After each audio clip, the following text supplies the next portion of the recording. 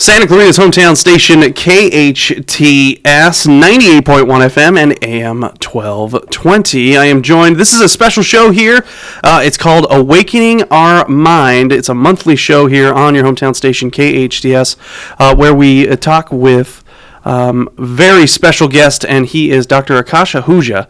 He is a board-certified psychiatrist, and this is a show where we're going to. Well, what do you want to do? What do you want the show to be, Doc? Well, thank you for the opportunity. I appreciate it.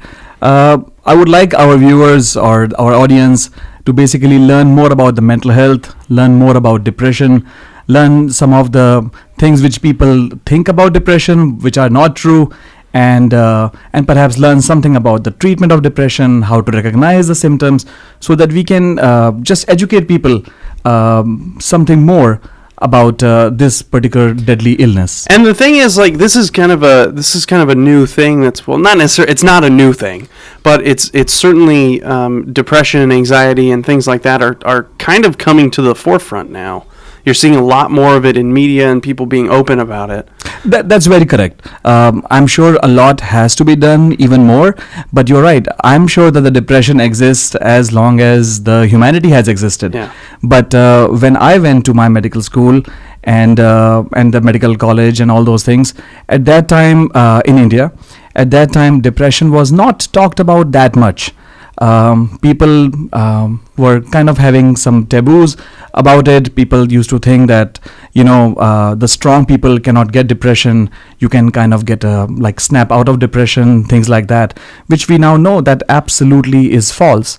And a lot of people from who are celebrity now in Hollywood, without taking their names, or in Bollywood, they have come out, they have discussed what they have gone through, what really is depression for them, how it has impacted their life, and they have shown some strength as to how they have managed to pick themselves up out of depression, just not by snapping it out of them, but how they have received treatment and how they have done well about it. Yeah, and that's what I'm talking about. Is like, I'm a big sports fan, so I know recently Kevin Love, who is a player, he plays for the Cleveland Cavaliers. He talked about how he had to leave in the middle of a game because he had an anxiety attack, and I think it's just it helps with just. I don't want to say like normal individuals, but it is normal individuals when celebrities or athletes are open about this, because they're like, oh, the reason I'm upset, and this could be a reason, maybe we'll get into this later, but the reason I'm upset is because what I see on TV is all these superstars, and they don't have any problems like me. I'm alone in this world. Absolutely. Everybody, irrespective of if they are millionaires, if they are superstars, if they are movie stars, or if they are sports stars, can get depression just like you and me. Sitting right now, I can have an anxiety attack myself. I hope not. Yeah, but this is your first time on the radio, so maybe right. Well, exactly. But yeah. Well, thank you for bringing that up. Right. But anxiety is very real. It's a feeling when people get very tense. It's a psychological feeling when people think that they are going to lose their chain of thought. People think that they are going to lose the control. Their muscles get tense. Their heart rate increases. They have palpitations. They can have sweating. It can be a very bad experience for them, and if it increases to a certain point, it can become like a panic attack. A lot of people actually go to the ER every single day across the United States thinking that they are having a heart attack while they are having a panic attack. The problem is the doctor in the ER might just say that, oh, you are fine, and send them home after doing an EKG. Yeah. But certainly they are dealing with a lot of anxiety and panic attack issues. Yeah. Okay. So we'll dive a little bit more into that. We want to talk a little bit about the myths of depression and anxiety. We'll talk about that. We'll talk about maybe some treatment stuff. But first, I want people to get to know you, Doc. Sure. So, we're speaking with Dr. Akash Ahuja. And he is a board-certified psychiatrist, easy for me to say. This is the Awakening Our Mind show right here on your hometown station, KHTS. And Doc, I wanted to ask a little bit about your background. Well, first of all, thank you for pronouncing my name very correctly. I appreciate it. I take great pride in making sure that I'm able to pronounce people's names. So, so thank you. I'm just glad. Just so you know, from here on out, I'm just calling you Doc. So it's no problem. No problem. I get it once, and then I'm good. But I wanted to talk to you first about you. I wanted people to get to know you a little bit. Sure. And so you said you grew up in India. That's right. And when did you come to the States? All right. So I grew up in New Delhi, the capital city of India, Okay. and did my medical school there, Maulana Azad Medical College, if viewers are interested. Oh, okay. And then came to United Do States. they have a good football team, or is it? They do have a good cricket team. Okay, cricket. There it is. Yeah. Okay, gotcha. Okay. All right. And came to United States in 2001. And after that, got into my residency, which is when you do a higher studies in psychiatry. Started in 2003 at Hennepin Regents Psychiatry Program, which is in Minneapolis, Minnesota. Okay. It was a great program. It was a 4-year program. Finished that in 2007, and but somehow was not very comfortable with the cold weather. I was gonna say. And literally the next day, and I mean it literally, we finished the residency on June 30th, 2007, and July 1st, I was on my flight to San Luis Obispo, California, and took my first job there. And it has been more than 10.5 years that now I'm a happy Californian. Yeah, that's good. And live in Santa Clarita now with my wife and 2 children for last about 3.5 years. Nice. Very happy about that. Nice. And so what was it, when did you realize, maybe when you were a kid growing up, did you realize that you wanted to be a psychiatrist, or was it kind of you got to later in school? When did you decide that you wanted to jump into this field? So medical school idea came very much as I was a teenager, and dived into that, prepared for that, and it's a big deal, of course, to get into medical school, especially in India. The competition is very hard. Yeah. And I really got lucky, got into a very good medical school, and in about 3rd year of residency or so, I basically realized that I like medicine, I like surgery, but I like psychiatry the most. And I can tell you why. I mean, it's just that, I always believed that, healthy mind and healthy body goes together. Sounds like a very cliched statement, I know. I know you're laughing about that. But that was true. And again, at that particular time, a lot of people were not addressing the psychiatric issues. A lot of our patients were coming in with different set of complaints, but they were not actually addressing any mental health issue. And I realized that if somebody can help them out psychologically also, it will definitely help them in dealing with their depression or high blood pressure or heart diseases in a much better way. If somebody is depressed, let's be honest, they might not take their insulin, they might not take a healthy diet, they might not exercise. It's all linked up together. A healthy body is very important for healthy mind, and vice versa. So I chose that, okay, I will be going into psychiatry. When I came to United States, I prepared for taking the USMLE exams, we call it. Anybody, whether who's a medical student in US or from abroad, have to take that same exam. And went for my residency and got lucky to get a very good program in the Midwest. And ever since, have loved my decision. Was there a moment though where you were like, you didn't like dealing with cadavers, or was it like you just had an experience where you're like, I think this is a need and I want to go for it? I think it was both. I think I believed I never shy away from cadavers and all those, which actually is only in the first 1.5 years when you study like anatomy most of the time. But I like medicine, and again I firmly believe that psychiatry is a part of medicine, and I think that's one of the myths, or one of the misbeliefs which people have, I might say, that people sometimes some people don't think that psychiatry is a real science, and I always believe that it is. And so that again drove my interest more and more into psychiatry. I thought I'll be good into that, and I believe I am.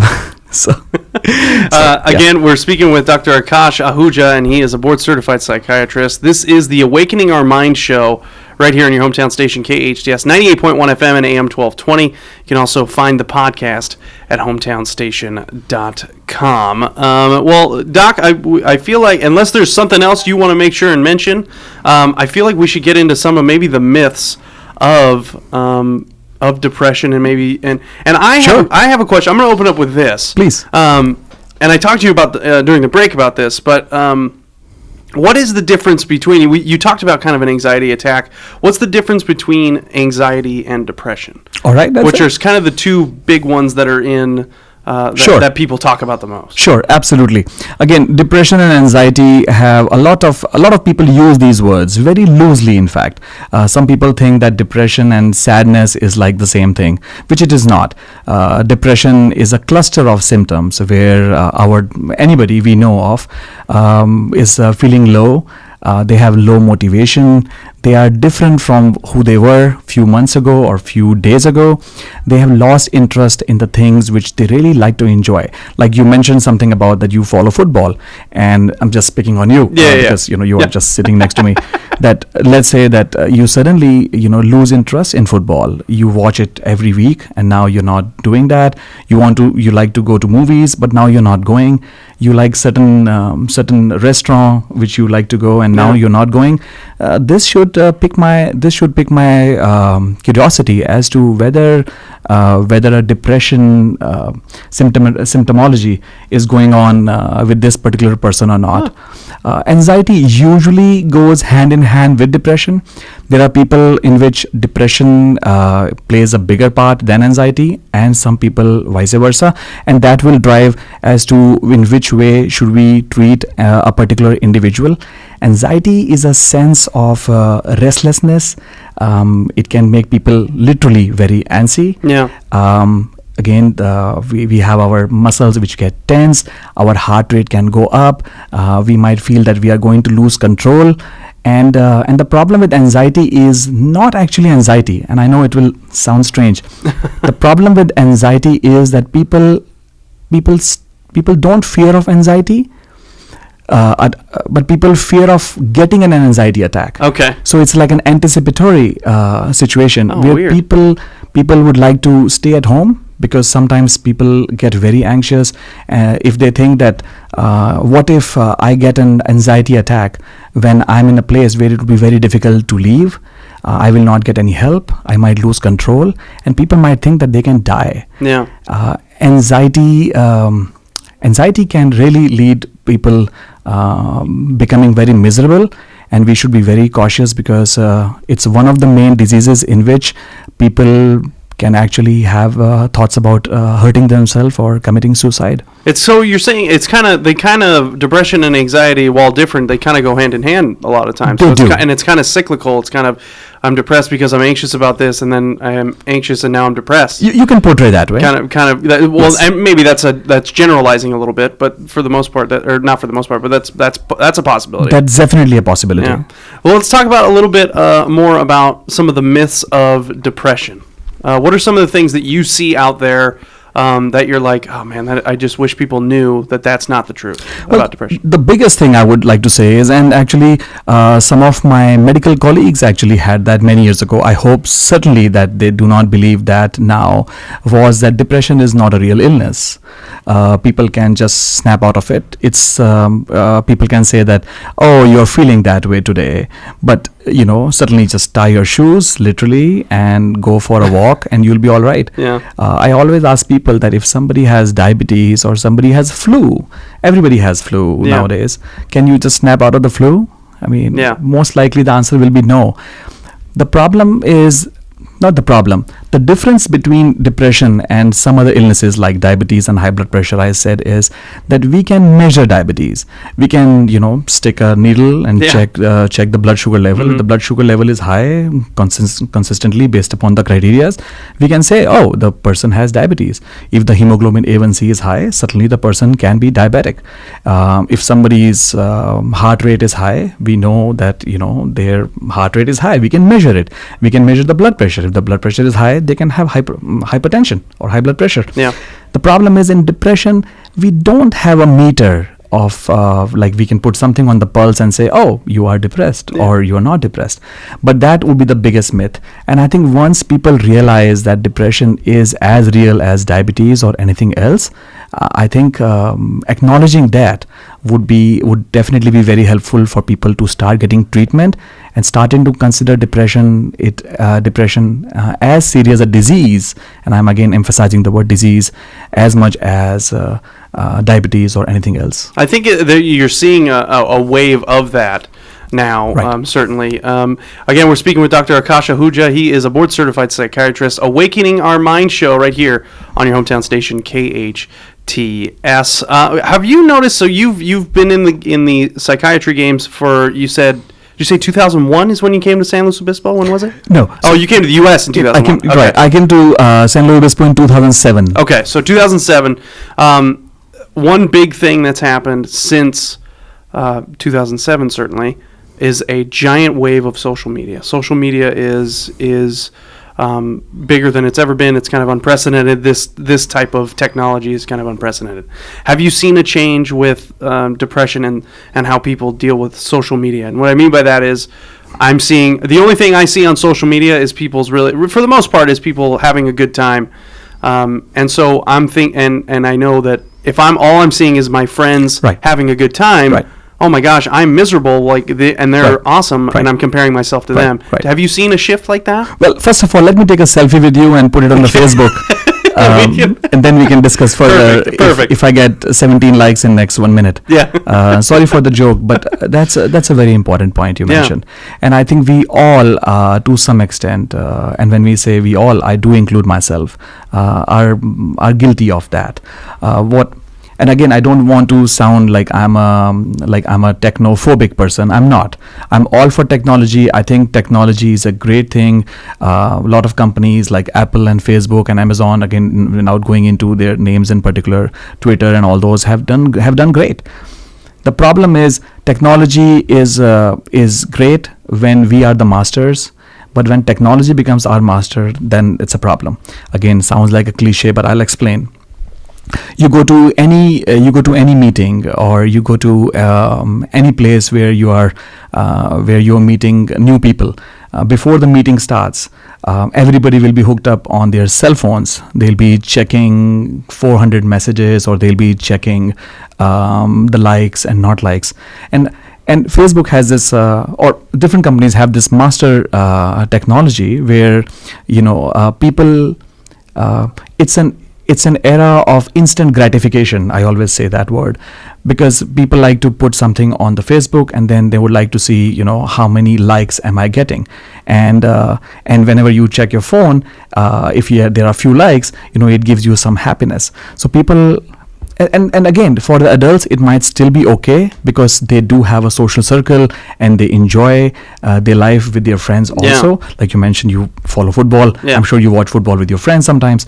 But for the youngsters, I think sometimes my realization is that they don't even have an idea as to what real friendships are.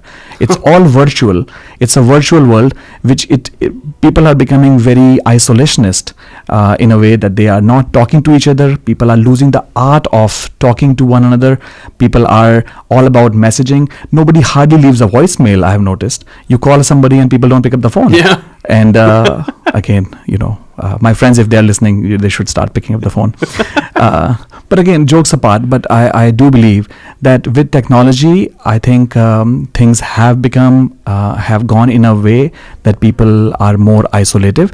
And I think slowly and steadily, parents and the companies themselves should try some techniques where people should use the technology, but they should use the technology in a way that is beneficial for them, and so that we don't lose this art of speaking. So you said, yeah, I like what you said. You said when you're the master of technology, it's fine, but when it becomes your master, that's a bad thing. Absolutely it is. Yeah, and that's fantastic. All right, let's take a break. This is, again, Dr. Akash Ahuja, and he's a board-certified psychiatrist. Awakening Our Mind show right here on your hometown station, KHTS. Quick break, more after this.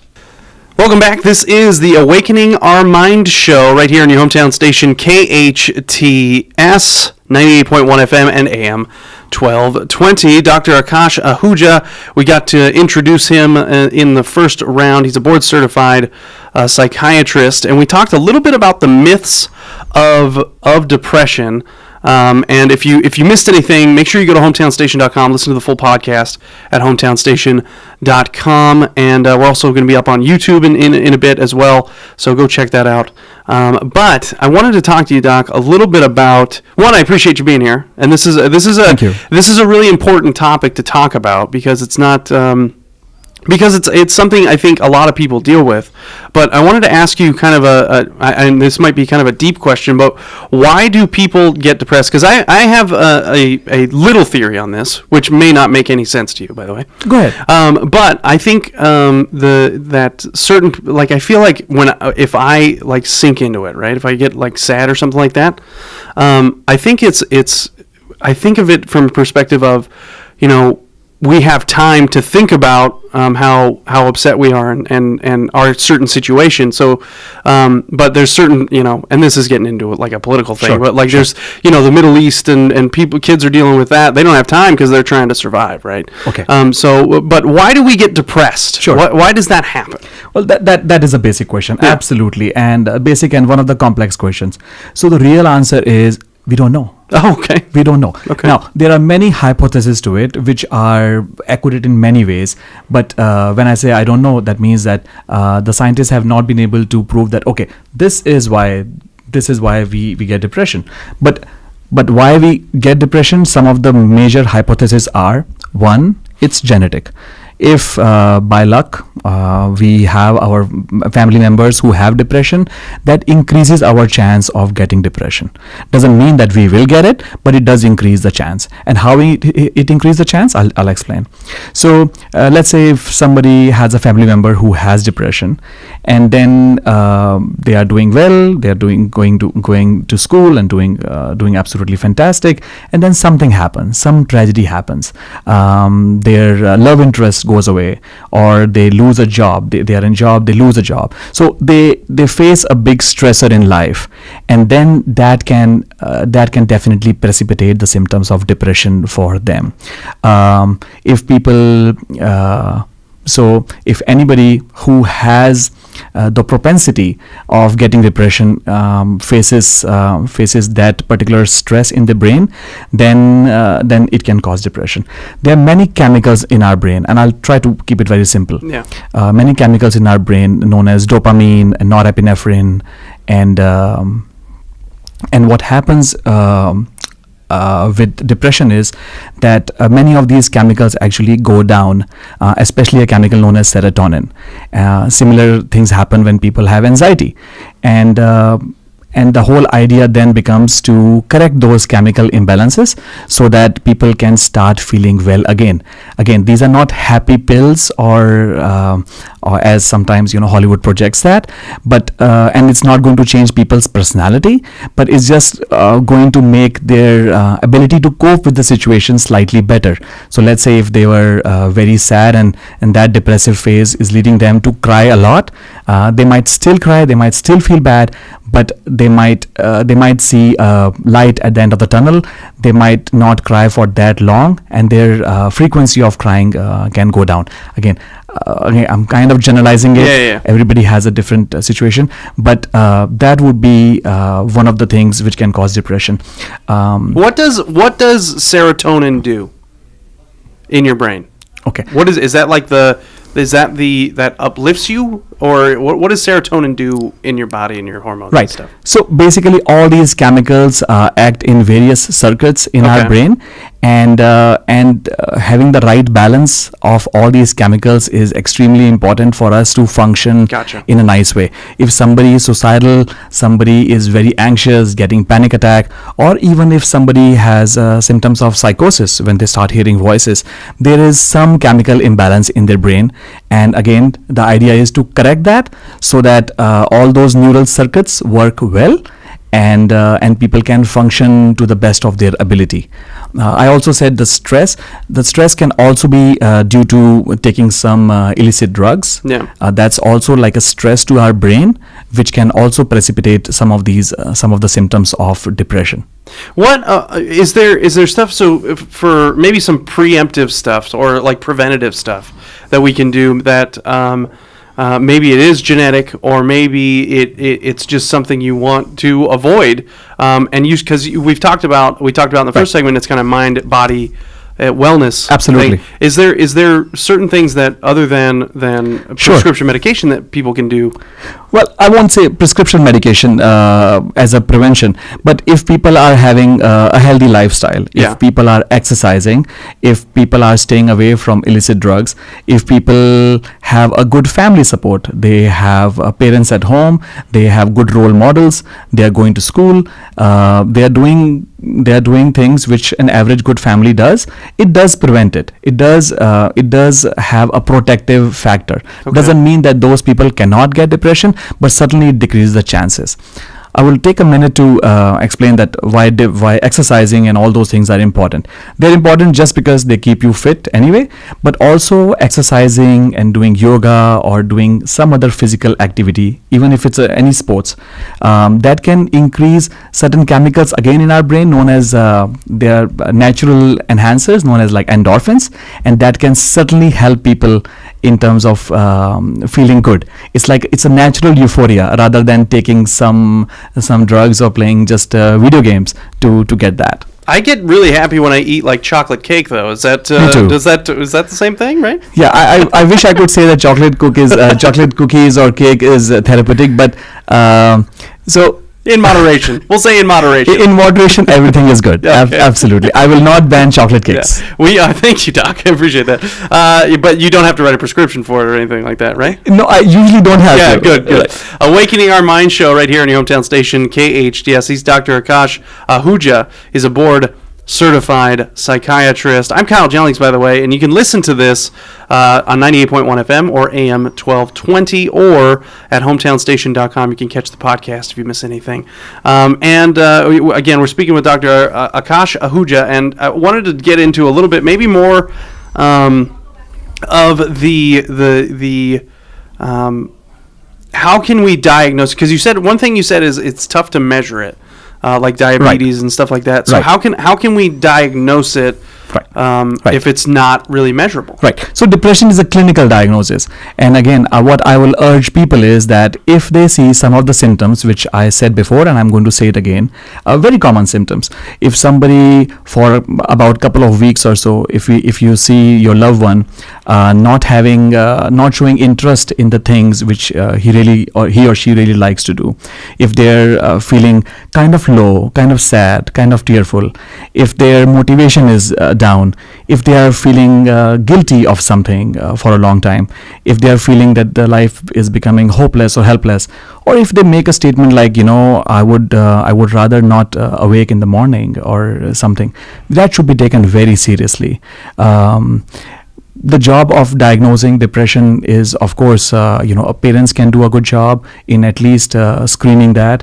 A teacher can do that. A coach can do that. But we should definitely seek the help of any doctor. I'm not saying take anybody off to a psychiatrist for sure, but take them to any doctor. A doctor can do screening questions and make a clinical diagnosis that whether this person needs to be evaluated further, and the whole idea is to take depression very seriously, because it can be a very debilitating disease, and unfortunately it can lead to very serious consequences. Yeah. Do you have some strategy? Because I feel like maybe I'm wrong. Maybe tell me if I'm wrong on this.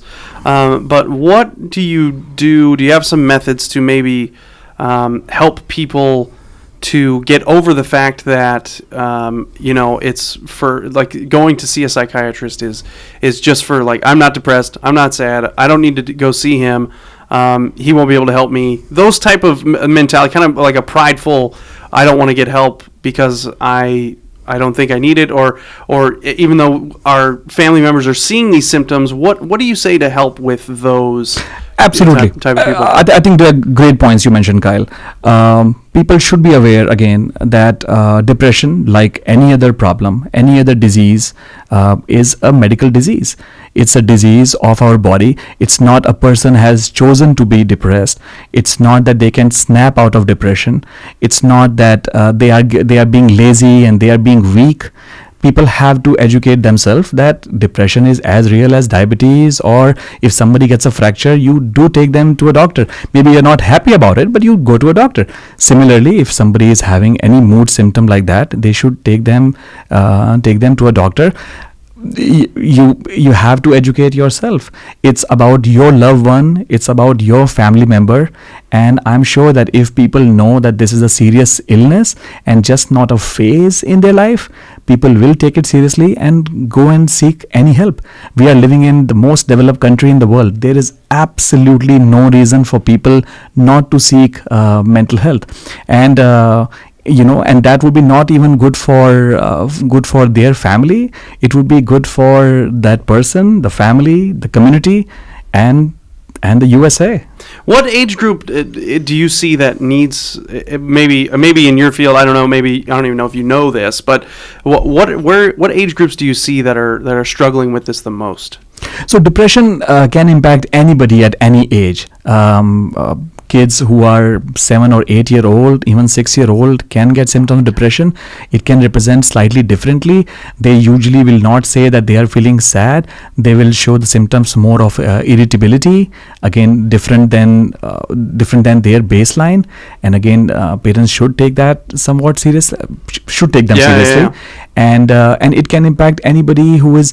I've seen patients who are 80 years old, never seen a doctor for any reason. Healthy people suddenly lost their wife, suddenly became retired, lost the essence of what they were doing in their life, and started becoming depressed. And the best part is that once you treat them either with therapy or medications or whatever commodity, and then when they start doing better again, that's one of the best things for a doctor. We haven't really talked about, again, we're speaking with Dr. Akash Ahuja. He is a board-certified psychiatrist. This is the Awakening Our Mind show right here on your hometown station, KHTS. We haven't really talked about the importance of, like, a therapy session. Like, how important is that in terms of treatment? Is it kind of everybody should do it, or is it kind of based on the individual? We haven't really touched on that. It is absolutely an imperative part of treating depression, and somehow I think some people in some spheres, it's kind of losing its value because we don't have that many professionals who are doing it. But therapy is an absolutely necessity. So for milder cases or moderate cases of depression, therapy might be a way to start.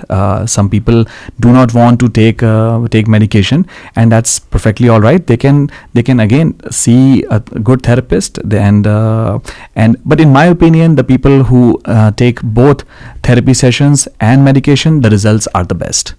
Do you need to remind people that is there instances where people will get on medication, they'll do the therapy sessions, and then they'll do it for, let's say, a year, and then they're like, oh no, I'm fine now, and then they get off the medication and they get off the therapy, and then they spiral back into depression? Does that happen? Is it kind of like a measurable disease like diabetes? If you stop taking your diabetes medication, you're gonna be worse off. So excellent point, Kyle. Super common. It happens all the time. You see somebody who is depressed, you start them on a medication, they do great, they come for about 9 months, and then you don't see them, and then you see them after 3 years when they were recently hospitalized.